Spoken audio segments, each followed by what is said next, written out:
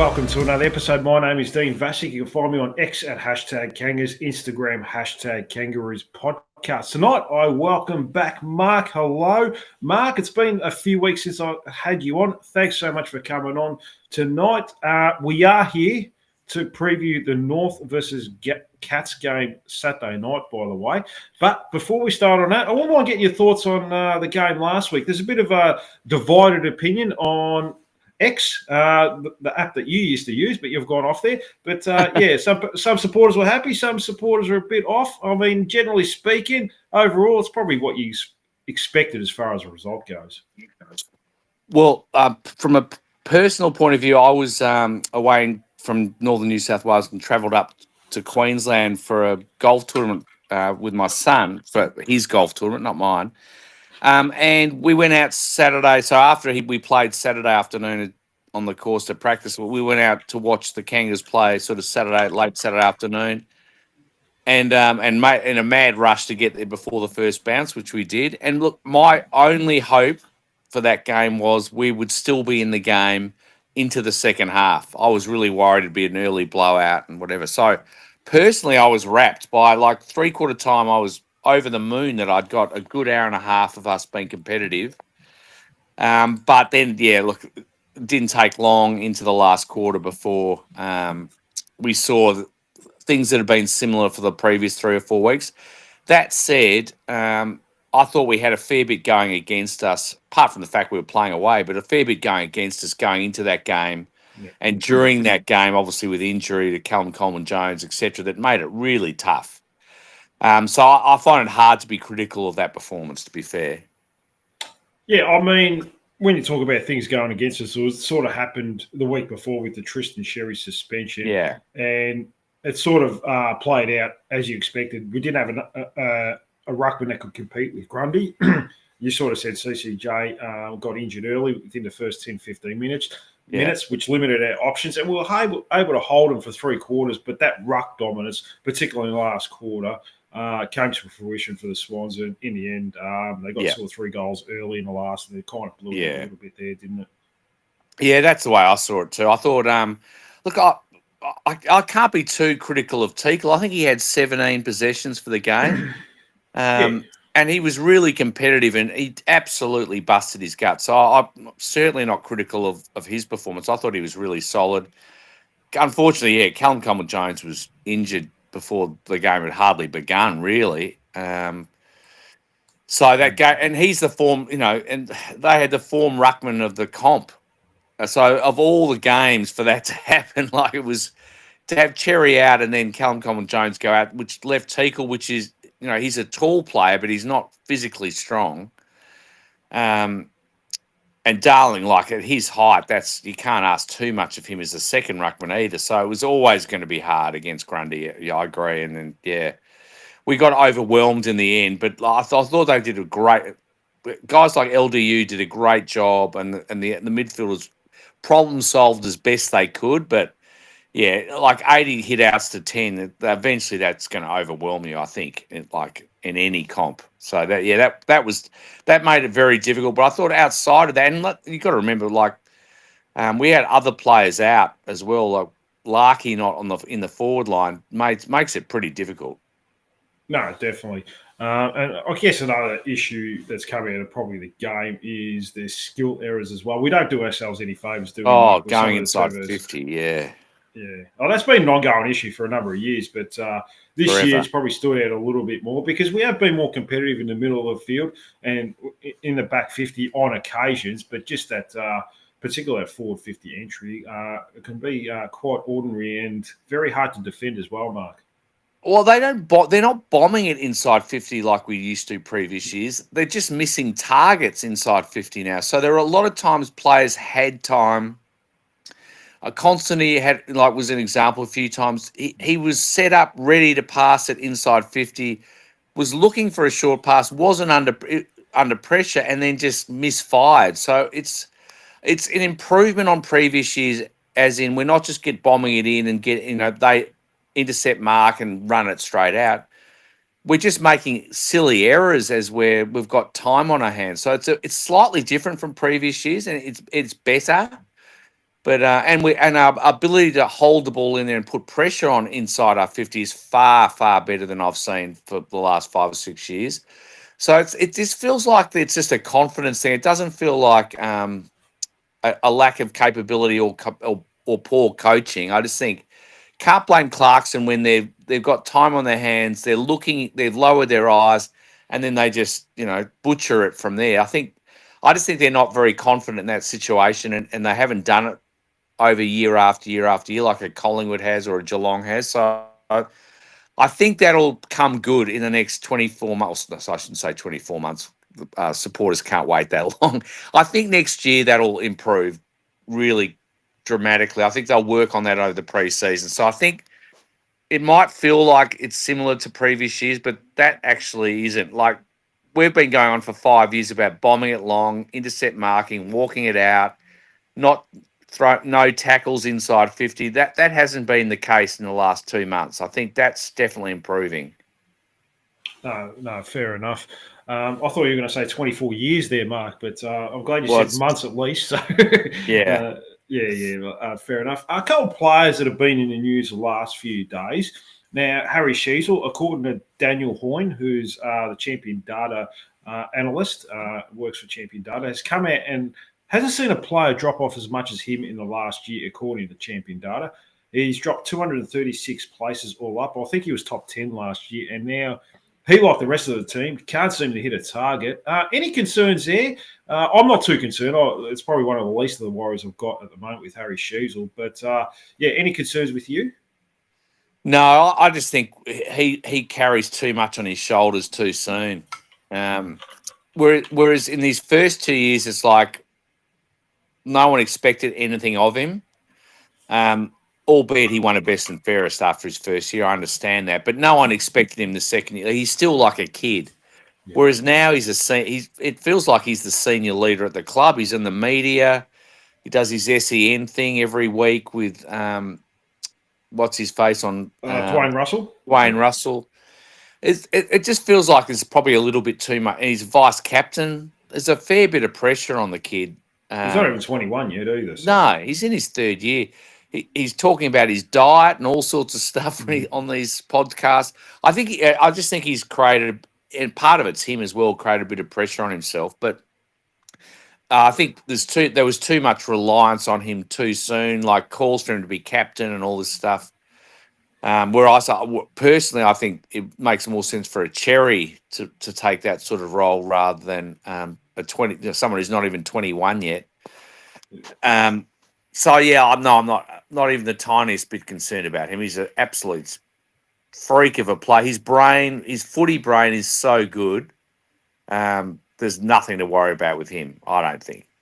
No, definitely not. I mean, his possessions are a little down this year from last year, but last year I felt like he was a permanent back 50 player. Went in midfield in the second half of the year a little bit. But this year, he's been a bit all over the shop, periods forward, periods back, periods in the middle. He hasn't really been settled. And we're just trying to find not so much a solution for him, but trying to find the best we can out of him because he's such an important player.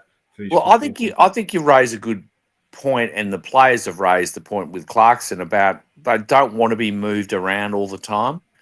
I think over the preseason they'll settle on positions. I think Dersman's another example of that. I think they'll start to settle on roles they want them to play and positions they're going to play, and I think the midfield will settle a bit more. I think Phillips going out this week is probably a sign. That to me suggests that's it. I think we knew that. Yeah, I think that was coming anyway, but now it's really that's like. What would you say percentage chance he is back at the club next year? I'd say it's probably 20%. That's probably generous now. Yeah, I'm thinking that's probably when he was. I was shocked to find him drop this way. I didn't expect to see that. I thought he was quite solid last week too. I don't think he's done anything wrong all year. So I think if anything, he's improved. He's been improving. So I would say now he's not going to be at North next year, and I think he's going to end up a good player at another club. I think Clarkson's decided, or the club's decided. That he's not going to add enough to their midfield long term now for him to be part of their next finals campaign. So they've made that decision. I imagine he knows that, and he won't be there next year. I think he'll be a very good player for someone else, and I think that'll be hard. That'll be a bit sad for a lot of supporters, including me. But it's also disappointing we got it wrong. It was a top 3 pick, so we're not getting a top 3 pick back. So that's not good either. I think looking at that draft though, Mark, in all fairness, not easy. No, yeah, and not easy. I haven't defended Brady Rawlings much over the last probably year or two, but yeah, looking at that draft, I mean, there was not much in that draft to sort of say, we should have taken COVID year. Yeah, COVID year, not easy. No. Look, not an easy draft. I think you have to forgive that. Yeah, absolutely agree. It's just unfortunately we've just taken so many. And look, Taron Thomas leaving the club obviously hasn't helped that whole situation in terms of that. So you've lost an X factor player, you've lost a top 3 player, and then you've got players like Dan Curtin dominating and Caddy and other guys around the time where Dersman's struggled a bit. And no one's suggesting Dersman won't be a good player. And I like the fact Clarkson's really getting heavily involved with him at the moment. And instead, we're not trading him. Don't even talk to us about it. It's not happening. I think that's a really good thing the club's done. I totally agree with that decision. And I'm glad to see him back in the side this week. So I think because he's super talented, we've made that call with him. We need to probably see it through. I think that's not a bad thing. So I'm on board with that. But yeah, the Phillips thing in isolation, you go, 100%. Not many of the top 10 make sense right now if you go back to that COVID year. I just feel a bit sad because he loved the club. So I think a lot of supporters saw that and wanted him to do well and feel bad for him that it's not worked out. So yeah, it's a pity. But look, Powell's a priority. LDU's obviously signed long term. Sheasel's going to end up in that midfield group. Wardlaw, albeit we're worried about him protecting himself a bit better, he's going to be a big part of that midfield group. McKerch is going to be a big part of it. Finn O'Sullivan potentially will be going in there soon. So it's like, I'm not surprised this has worked out this way with Phillips. Yeah, it's just the way it's gone. Unfortunately, we've drafted a lot of midfielders over the last few years, and he's just found himself on the outer. His emergency again this week, and he's been that 23rd to 24th best player each.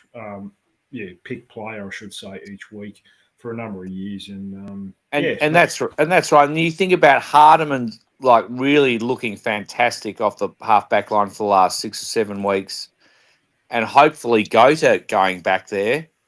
There's not the opportunity for other midfielders to go play off the half-back flank is going to be reduced because we're going to be looking for players like Gota and Hardiman to consolidate themselves back there in the next couple of years. So that those sort of like just having midfielders playing off the half-backs, there's not going to be many opportunities there either. So we're going to need the best of the best midfielders playing in the midfield, not playing in other positions. Simpkin will probably play off the half-forward line as a high half-forward extra midfielder, but there aren't going to be a lot of other opportunities outside of that. So there's no good Phillips getting 40 possessions a week in the VFL. For his sake, he probably needs to move on. Oh, that's right. Even if the club offered him another year, you don't take that. Like, eventually you got to look out for the best interest for yourself. It's like a marriage. If it's not working, there's no point just sticking around hoping it turns around. You can work through things and you can try like we have with Will Phillips. We've tried. He's tried, but it just hasn't worked out, unfortunately. That's just how it goes, and you have to go your separate ways sometimes. And I've had one of those as well, mate. So yes, absolutely. There you go. So it does happen to the best of us, Mark, I guess. Exactly. You mentioned Zane Dersma. Now, Clarkson has backed him in, compared him to Jack Gunston, and I could see there's similar comparisons there. There's no problem with that. My issue with him, Mark, is how is he ever going to get a game if you've got Nick Larkey, Paul Curtis, Cameron Zurhaar? You're going to have Harry Sheasel in that forward 50. Another key forward, Jack Darling, you're going to have a defensive or a small forward. And then you throw in another midfielder because we always have a resting midfielder up there. That's 7.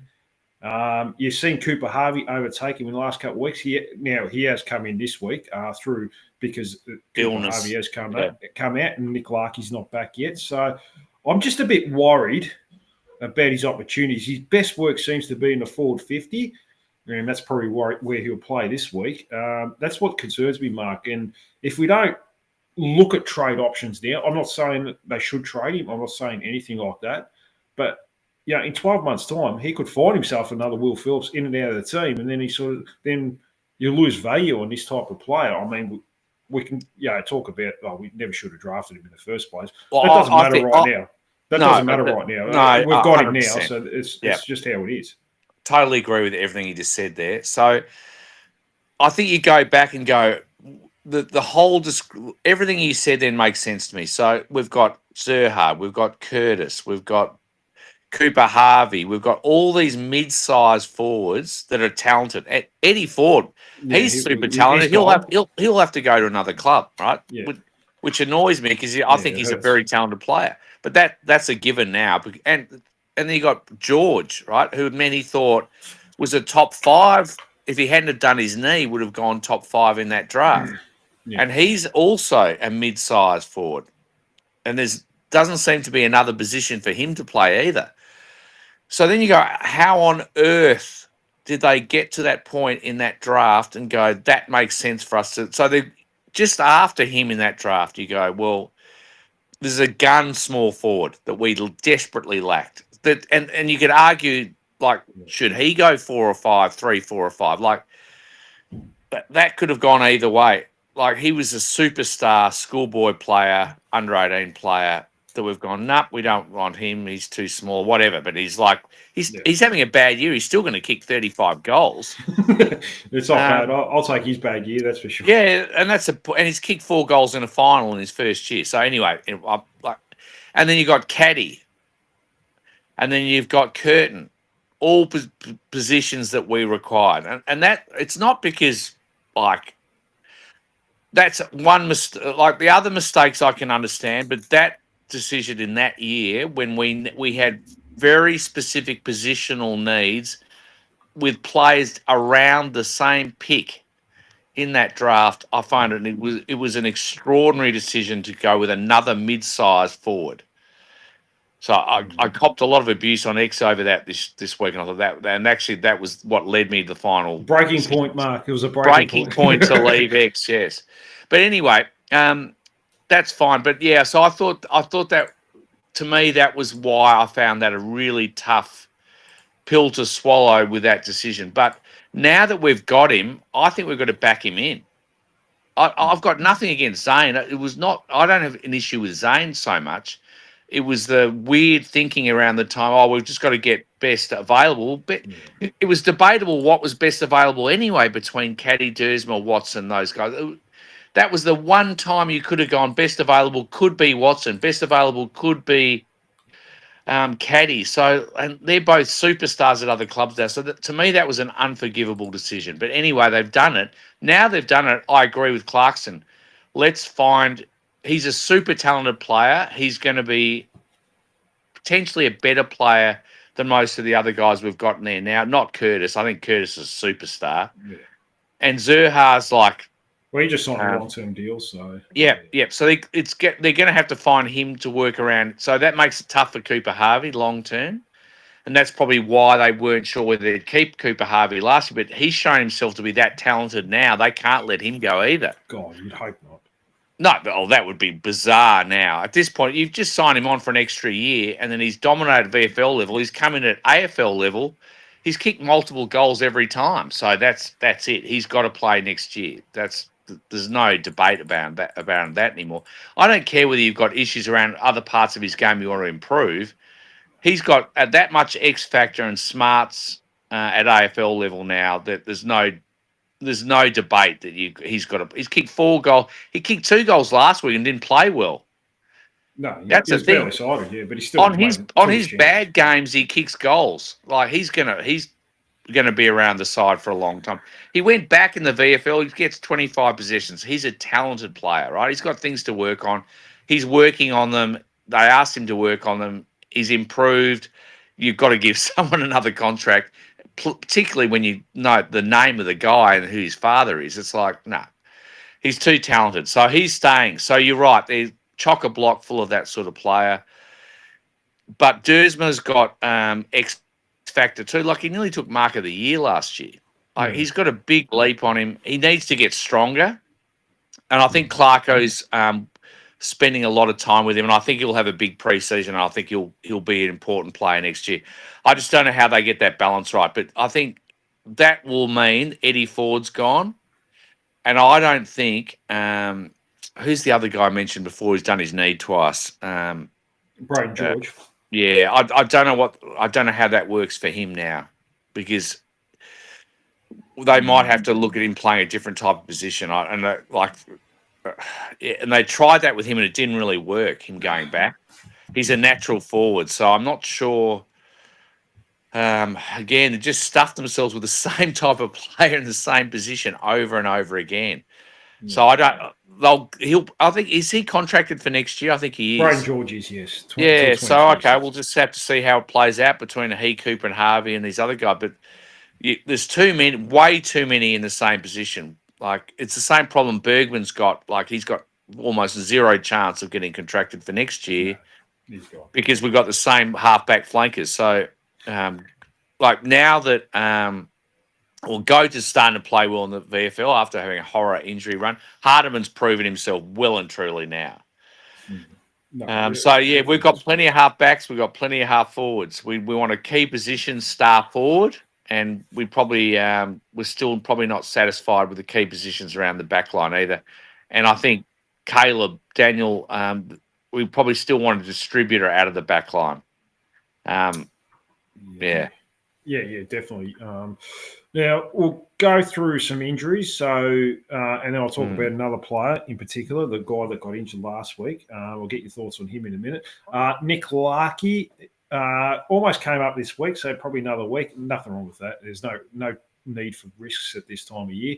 Aiden Core still 2 weeks away, so he's pushing it to get back before the season ends. Eddie Ford didn't play in the VFL last week, has a bit of a foot injury at the moment. He's had a foot problem for a while now, which has caused him to miss the odd week here and there, so he's a test for this week. Miller Bergman, Darcy Tucker, Luke McDonald, Jackson Archer, all out for the season. Callum Coleman-Jones, another player that's out of contract, Mark, out for 2 to 3 weeks. I think it's pretty much effectively his season. If it's 3-4 weeks, there's only 5 weeks left. They're going to put him back into the VFL. You'd have to think for at least a week. I think it's over now. I think he's in the Bergman file. Do you think he's done? I think he's done now. Teakle, you've seen more out of Teakle. I think he needed not to get injured, and then he would have had another year next year. I think, and that's why he was so upset. I think he knew how disastrous that was for him getting injured again on the weekend. The poor guy, it's like horrendous what's happened to him, but can't keep both of them. And look, Teakle did a good job, and he's been competitive every time he's played in the seniors, Teakle. So he hasn't done much wrong. I was thinking, God, he's going to be unlucky. He's going to get delisted, and he hasn't even had a chance this year. And is that his first or second game last weekend? I can't remember. First for the year. Yeah. So 17 possessions in his first game. Yeah, 6 tackles, 5 hitouts out of 77. Yeah, if you take the hitouts out, right, he got smashed, absolutely slaughtered in hitouts. If you take that out of it, he's had 17 possessions in his first game for the year. Very hard to delist someone when the other guy who's competing with is injured, is now out for the year again. So it's like, I'm not criticising Callum Coleman-Jones. I just think it's hard for them to make a decision to keep him at the club and get rid of Teakle now. It's interesting because generally Achilles injuries are 2-year injuries, because when they do come back, they generally do a lot of soft tissue injuries. Goat has proved that as well.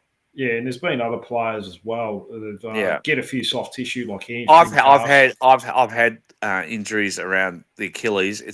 It causes so many problems with your calves. It's unbelievable. Yeah, from a running. Yeah. As a middle-aged idiot, I'm just telling you that your Achilles causes you problems that affects your calf. Then you do your calf, then you do your Achilles. It just goes backwards and forwards. Now, that level, of course, is not the same, but it's far more intense. So I'm not surprised there's been issues. But he's had so many injuries now. And he came to us as a 22-year-old, I think. He's now 26. and we've hardly seen him. So I don't know. It's. Oh, look, I wouldn't be angry if the club just think he's the right player and they find a way to keep him on the list. I won't have an issue with that because Goad's like they're protecting Goad clearly at the moment. It's not that he's done anything wrong. It's just they don't want to rush him. He's not ready. He's not ready. No, that's it. It's not. Yeah.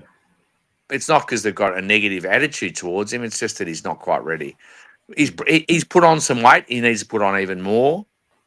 And he's working on his craft. He's a kid, and in a role where like Tristan Xerri's the perfect example.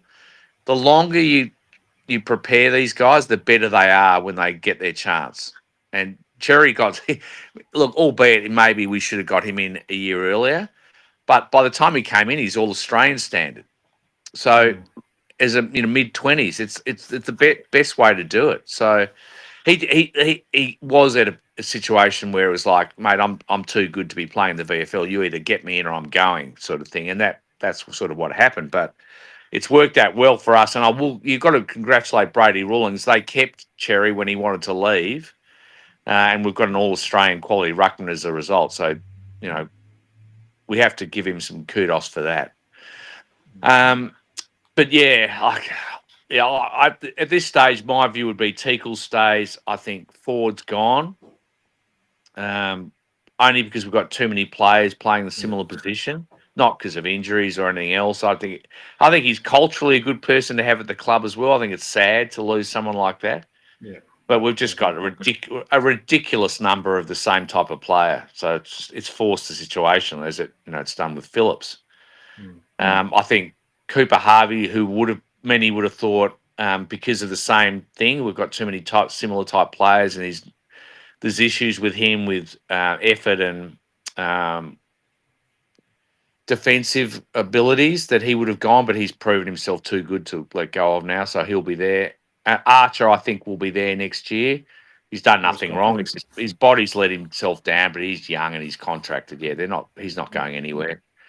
Goda will be there next year. Bergman won't be there next year because we've got that type of player in that position, especially once Caleb Daniel came in.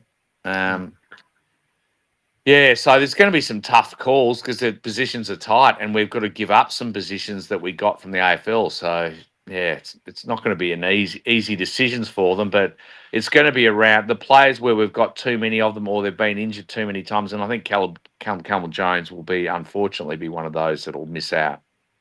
It's going to be an interesting call. And Maley's come on, which has made it difficult for him as well. Yeah, and he's we'll obviously talk about the ins and outs pretty soon. Inflatable Cactus came in the chat a little bit earlier and sort of mentioned we were all rooting for Will Phillips to work, but unfortunately it doesn't look like it's going to work out. No. Last time we played the Cats was round 20 last year in Tassie, Mark. We lost by 40 points in a comfortable win for the Cats. On that day, Harry Sheasel had 36 disposals, 9 clearances, 5 tackles, 2 goal assists and a goal. Clearly our best for the day. Tom Power, 34 touches, LDU 31. Jaden Stevenson playing in the back line that day, Mark. He had 26 touches, played okay that day. Not too sure if you remember much about that game, but he won me a bit of money because I had him for over 25 possessions for that day. Is that last season? Yeah, last season, yeah. Round 20 last year. So that must have been one of his last games for the club. I think it was his second last game because he played the following week against Richmond where we won. And then he got injured, and that was it after they called it quits at the end of last year. Funny we forget about him. I mean, it's a similar situation to Taron Thomas. Is a very talented player who's not even playing AFL anymore. It seems strange. When we got him from Collingwood, I thought he was going to be a 10-year player. So that I don't blame them for recruiting him because I think he was super talented. And he played a couple of games for us where he was outstanding, and there's an example of it, even in his last couple of games for us. It wasn't a talent issue. Anyway, what was your question? Anyway, we're talking about Jaden Stevenson. What's that? The last time we played him, there was no question, but the last win. I don't know. You wouldn't remember this, Mark, because I can't even remember it. It was that long ago. I bet you I was there.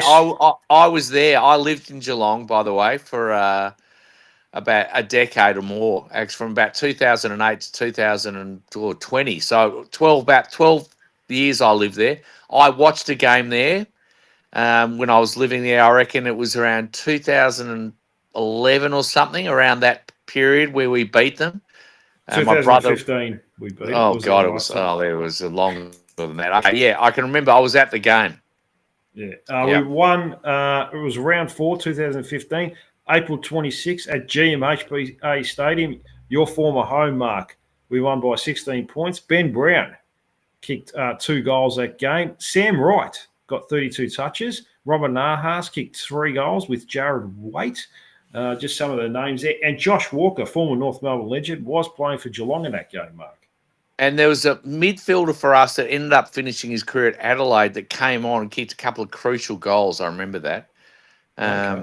He was very slow midfielder. I won't be able to remember his name. Do you know who I mean? From Adelaide. He went back to. He was from Adelaide. He went back to Adelaide and played there. Yes. Yeah, he played. Yes. He only got 5 touches that game. So, is that right? Yeah. One of them was a goal. One of them was a goal. I think he did kick a goal. Yeah, he did kick a goal that game. So. Yeah, there you go. I remember clearly. Yeah, that's sad. Our memories are filled 10 years, mate. Yeah, it's sad that our memories are filled with details like that, isn't it? Anyway, yes, that I can remember that win. We're not going back there. We're at Marvel though.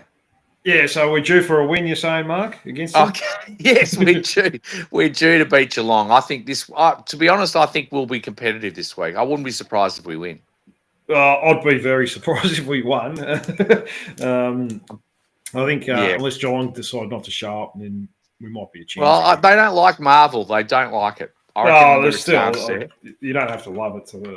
We haven't loved Marvel this year as well. I think besides the Melbourne game, I've got 2 of my boys back in this week, Robert Hansen Jr. and Finbar Malley. So I reckon we're a chance on the back of that. Well, it's interesting if you ever go to the website and you look up round 4, 2015, April 26. There's an article about Jaden Stevenson and what a young gun and an up and coming superstar. He was going to be. So there you go. Well, he was in a TAC Cup. So I'll be very honest here. And in the first year of Jaden Stevenson and LDU's career, I spent the whole season whinging we didn't take Jaden Stevenson over LDU. I think. I complained that he's got speed. We need speed. What have we done? LDU was playing in the reserves. So we all make mistakes about evaluations. Yeah, well, that's why you shouldn't judge kids in their first 3 or 4 years.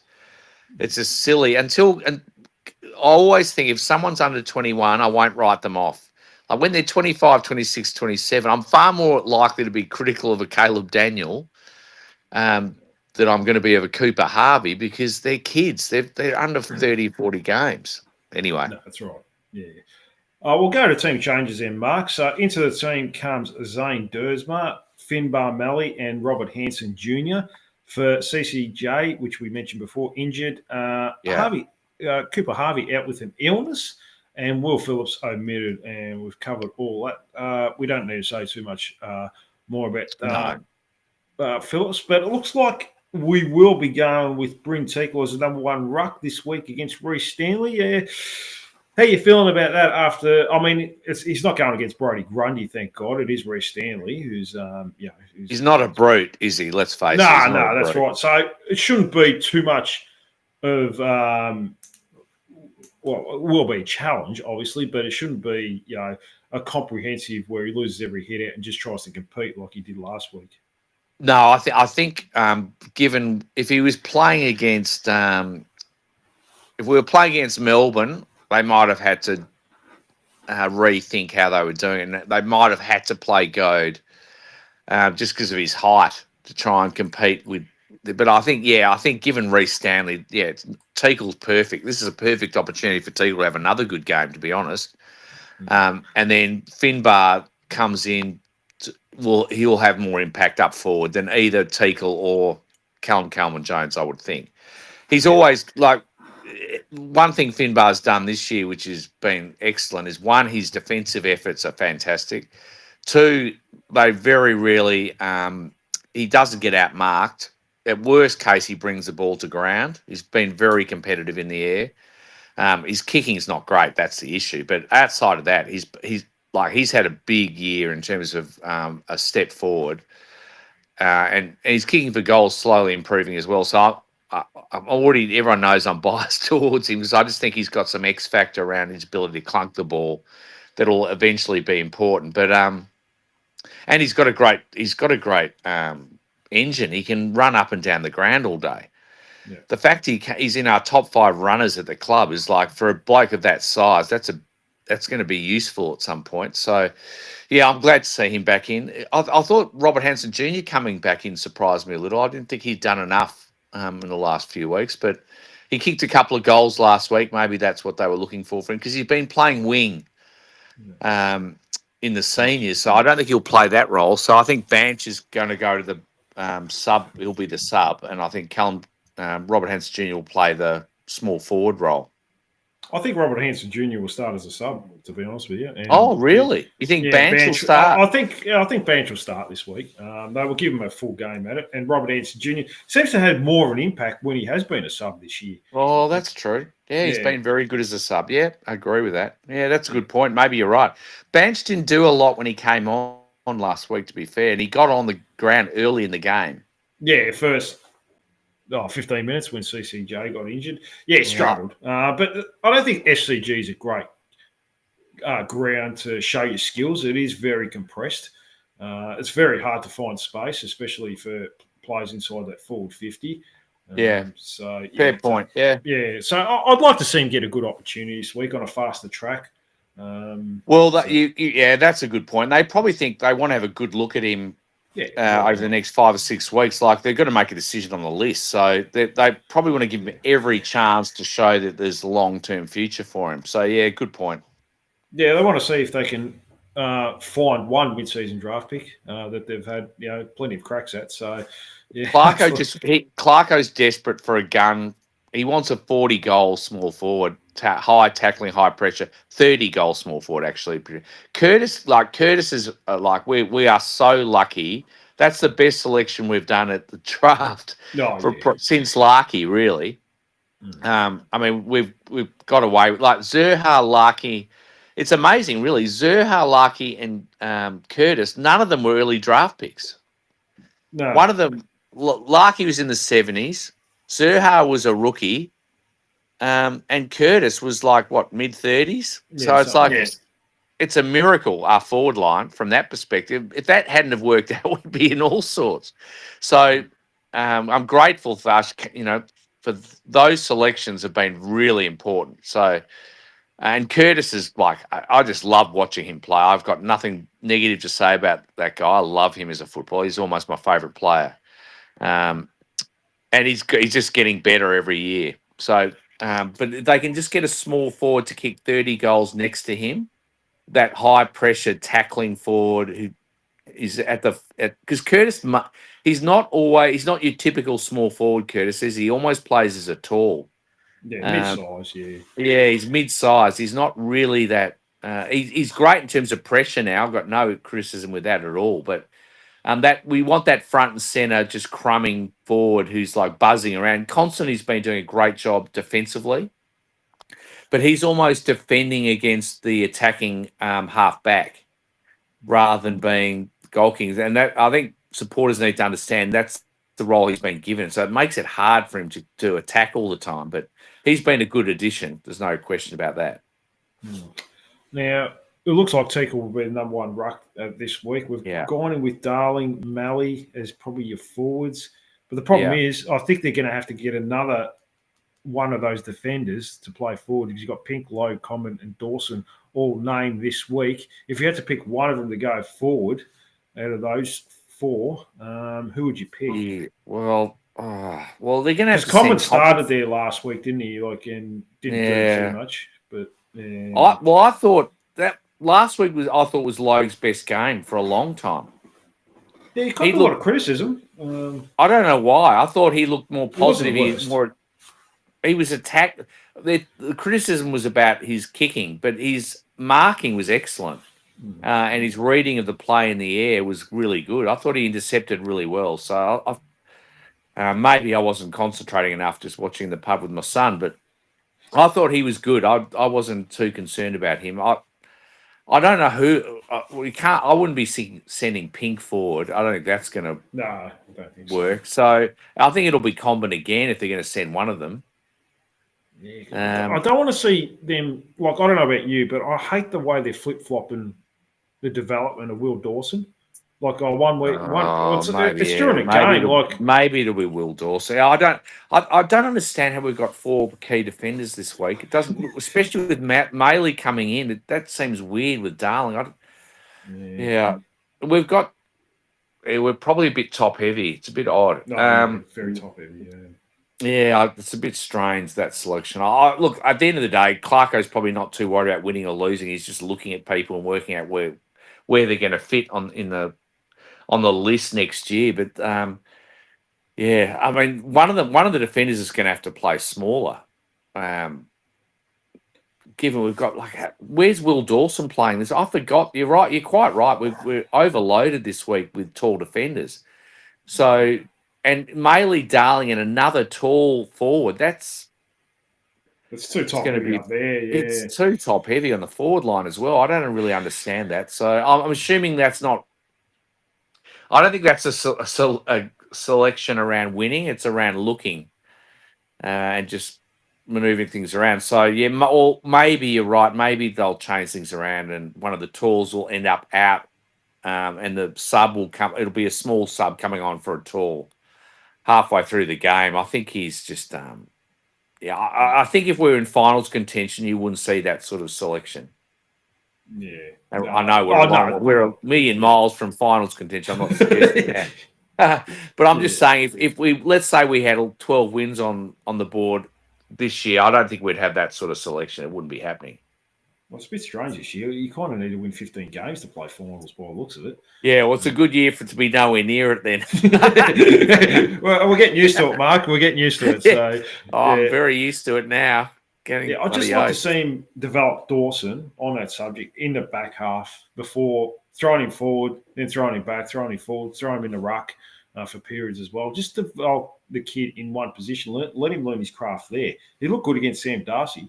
A number of weeks ago. Let him learn there. He got a bit of a lesson from Hayden McLean last week, but there's nothing wrong with football lessons for a young kid. Of course not. Yeah, no. I'd rather stick with that. And if you need to, or maybe you play Logue on a small this week, Comben, or maybe you put Comben forward. If you're going to put because we know the player that Comben is.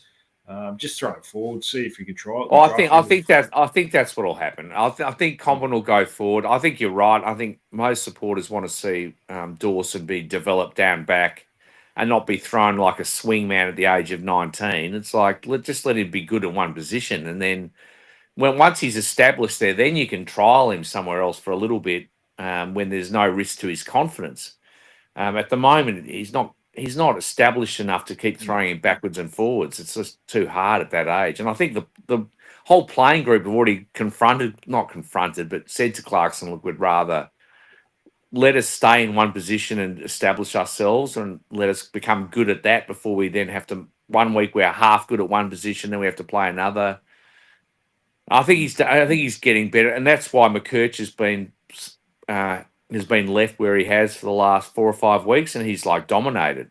Finn O'Sullivan's been left to establish himself, and he's starting to do really well. So I think he listened, and that's a sign of a great coach, someone who takes feedback and works with it. So that's why he's a 4-time premiership coach. But anyway, that said, I think he's a great listener. I think he's become a great cultural coach. Tactically wise, the one thing I'll say with Clarko is I don't think he's coaching tactically. To be fair to him, I don't think he's coaching tactically now to win games now. I think he's building up bits and pieces about I think people talk about someone's playing the long game. I really do think that does apply to him. I think he's one of the few coaches in the AFL who's probably got the luxury of being able to plan for the long term and not worry about what happens in the short term. And he doesn't care if the media comes after him. He couldn't care less. Because you look at it and go, geez, our game plan's a bit this week we're defensive, this week we do this. I think he's just teaching them different things. I don't think it's because he doesn't have a game plan or we've got a particular style he wants us to play. He knows where he wants it to be eventually. He's doing it in pieces. So, okay, for this block of 6 weeks, we'll focus on defense. For this block of 3 weeks, we're focusing on how we move the ball. Look, I might be deluding myself and thinking that, but I don't. I think he's too good to suddenly he just lost the ability to understand how a game plan should work as he's got older. That just doesn't ring true. I think he's just working on different pieces because he knows until they get to 70 or 80 games, he's just got to keep teaching, and then at that point he'll go bang. This is what we're going to do.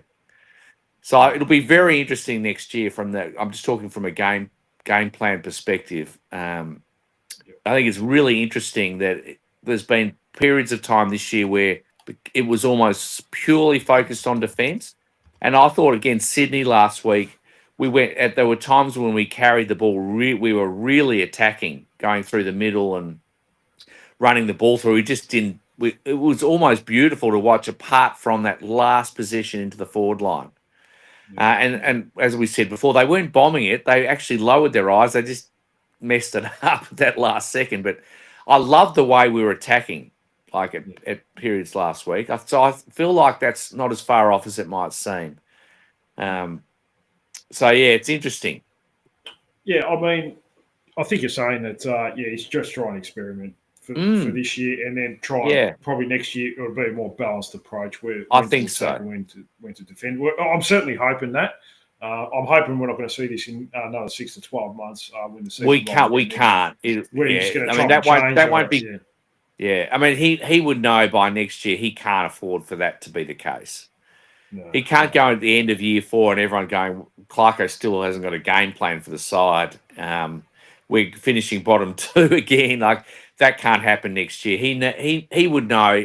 North needs over 8 wins next year minimum. Yeah, at least 7 or 8. Yeah, I would have. Yeah, you would think. Yeah. Yeah, one player that I'm not particularly fond of that's getting a lot of CBAs at the moment. You mentioned the midfield. We've talked about that a little bit before, but Luke Parker seems to be spending a lot of time in there. He's 32 years old, Mark. He's pretty banged up. It's a long season. I'll try and preserve him as much as I can for the rest of the year and just even keep him as a half forward because you want him back next year. And if you're just going to absolutely burn him out after his first year, give him 30 CBAs each week, he might be washed by this time next year. We've got to preserve these types of players, him and Darling, because we're another 12 months out of these blokes. And if they have a rest here and there for the rest of the year, there's nothing wrong with that. And he looked banged up last week. I thought I don't think that was fair on him against his old side. He probably was desperate to play last week and desperate to show them they'd made a mistake. Or that he just his natural competitiveness would have wanted to play well against the Swans. I think it ended up to being a disservice to him. I think he would have been better off not to play last week. I think that was a mistake. Yeah, and I don't mind that for the rest of the year. If he has to miss a week or 2 here, that's not going to hurt. Same with Darling. I want to play a long game with him and want to get as much football as I can. And because he is important, but he shouldn't be that important where you have to play in 25 CBAs because he's not going to be part of your next finals team. Well, the reality was when he came in, that was the end of Phillips. That was a decision made. Okay, he's really going to play that role that Phillips would play if we thought he was going to be our next finals player. So otherwise, it would be him going out, not Phillips this week. Or he wouldn't even be there. Phillips would be playing and he wouldn't even be here. But so that once he came into the side club, that was the end of Phillips, to be fair. But anyway, he looked banged up. He looked sore. I thought that was strange last week. And he's playing again this week, so he might be carrying something. But Wardlaw is still not in. He's still in the reserves. Yeah, he's still in the reserves. He's playing another week. Which I don't mind, Mark. To be honest with you, I don't mind him protecting him a little bit, going against the not so bigger bodies of the VFL. I'd rather he not play at all, to be honest. Yeah, I couldn't agree more. Yeah, I think why do you have to play him at all then? Like, Just let him rest for the rest of the season. Anyway, Well, they it's know better than I do. It's curious to me. It's interesting to hear Clarkson during the press conference today, and they talked about Wardlaw, and he sort of changed his tune a bit and sort of said, "Yeah, he's got to work out ways to protect his head a little bit more. We don't want I him to heard change that. the way he plays." Yes. Whereas the previous weeks he goes, "Oh no, we're not going to do anything with him." No, there's been a change of thinking, as in, well, you either does that or you might not have him. So it's they've obviously said to him, "Okay, we need you to practice in the VFL." Not pulling out a contest. No one's suggesting that, but don't lead with your head. Also, another thing that worries me, Mark, sorry to cut you off there. No, you're right. Is his actual vision, awareness around him as well. There's last week he almost got cleaned up by a player because he had the blinkers on looking at goals and didn't see a player come to the side of him. If that tackle was a little bit off and hit him in the head, there's another concussion too, Mark. He's got to have better awareness around him, and that's something you've got to work with. So, in who's the St Kilda player, big tall player? He had the same issue. Yeah, his awareness was terrible. He never saw anything coming. It used to get cleaned up all the time and just never knew it was coming. It was horrible to watch. I don't know what causes that, but George has a bit of that. Sometimes George is just very ball focused as well. Doesn't like most of us normal people when they played at junior level, any level. You're aware of people around you, and part of you, there was a fear factor as part of that. Like, if you're honest, you'd worried about someone hurting you. So you knew you were looking for it. He doesn't. Just quickly look, There were some players that just don't look at all. Like, they just don't care. The ball's out. That's all I care about. I couldn't care less what. Glenn Archer's obviously another one. But Archer used to protect himself while he did it. Like, his hip and his shoulders, and like, he did it in a way that was insanely courageous. But there was he would accelerate towards trouble, but he would do it with his body out, like he was going to hurt you with his hips and his like. Whereas George he's leading with his head a lot, so that's we've seen that before with other players where that can really be a disaster. So they're obviously trying to retrain him around that, I think. Hopefully, So look, he's so important to us, like not just. He's an incredible player. He's loved at the club. The supporters love him. He's a weapon of a player. So you just want the best for him. So look, hopefully maybe that's what they're doing with him playing in the VFL, is getting him to practice protecting himself while he doesn't have the pressure of performance that he would have at AFL level. So that makes sense in some ways. And VFL is a lot slower. It's probably half the pace of VFL when you think about it. So, Makes sense. I don't mind that at all. No, I agree. Just one more question about the game. What do you see Duursma's role this week? He did play halfback in the reserves last week. I don't think he's going to play there in the seniors. They will try him in the forward 50, I have to think. But what do you think? Maybe a bit of a role of everything.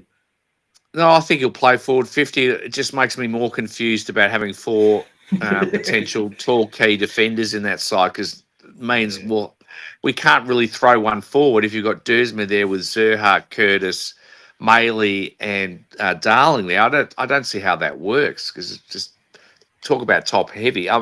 We've got one too many talls in the side this week. It's very odd. Maybe there'll be a late change, and Banch maybe. Maybe the sub won't be a small player. It'll be a tall. I don't know. It just seems odd. It feels like they need to rethink it. It just, because Duursma comes in, he plays relatively tall alongside Zurhaar and Curtis, who play relatively tall, alongside Maley and Darling. We can't have Comben or Dawson going forward as well. It just won't make that. It just doesn't make sense from a balance perspective. So. Yeah, I'm a bit confused. Slow. Top heavy, slow. Yeah, it's going to be interesting to see what happens on the night. I think he'll play forward, though, to answer your question. Yeah, I think he has to, doesn't he? I mean, that's where his best position is. Well, it's funny that, the coaches talked about him being a Gunston-type player today. So, and that's where he sees him playing. I don't see him playing half-back this week, no. I think full forward could be an option. This week, definitely pushing Darling and Maley up the ground. Well, Cooper Harvey's been playing full forward. I would 100% do that. I reckon that's I totally agree with you. I think that'd be perfect. Well, if you comparing to Jack Gunston, then you might as well do it. So yeah, that's right. I reckon that's what he's been telling him. I reckon they're preparing him to. I think you're spot on. I think they're preparing him to play full forward this week.